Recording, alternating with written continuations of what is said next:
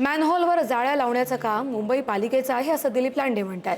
मुंबई पालिकेच्या दुर्लक्षतेमुळे अनेक कामं झालेली नाहीयेत। उघडे चेंबर्स, मॅनहोलवर झाकणं टाकली पाहिजेत असंही दिलीप लांडे यांनी म्हटलंय। पालिका आयुक्तांनी अधिकाऱ्यांना कडक निर्देश दिले पाहिजेत अशीही मागणी ते करत आहेत।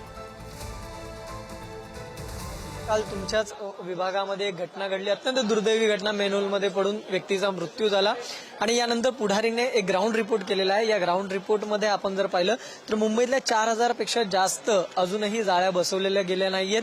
आणखी अनेक ठिकाणी म्हणजे प्रतीक्षानगर असेल, अनेक ठिकाणी त्या अजूनही संरक्षण जाळ्या ज्या आहेत त्या पाहायला मिळत नाहीये।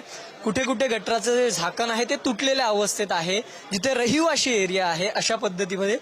काय सांगाल या सगळ्या संदर्भात? हे जिम्मेदारी मुंबई महानगरपालिकेची आहे।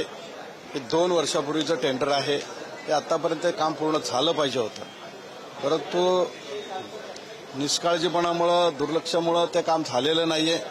आणि म्हणून या ठिकाणी मुंबई महानगरपालिकेच्या आयुक्तांच्या माध्यमातून त्या संबंधित अधिकाऱ्यांना सूचना देऊन, पावसाचा अंदाज घेऊन, ज्या ज्या ठिकाणी अशा पद्धतीचे काम अपूर्ण आहे, ज्या ठिकाणी चेंबरचे ढाकण नाही आहेत, मॅनहोल उघडे आहेत, त्या ठिकाणी पाहणी करून तातडीने त्याच्यावरती उपाय शोधले पाहिजेत।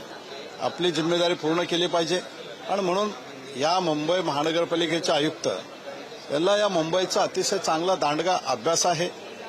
अनेक संस्थेच्या माध्यमातून मुंबई शहरामध्ये त्यांनी काम केलेलं आहे आणि म्हणून त्यांच्याकडे असणारा अनुभव, या अनुभवातून अधिकाऱ्यांना सूचना देऊन वेळ प्रसंगी थोडंसं कडक शिस्त लावून हे कारवाई करून या पद्धतीचं संरक्षणाचं काम, मुंबईतील लोकांच्या जीवाचं रक्षणाचं काम हे आयुक्तांनी करावं अशी अपेक्षा आहे।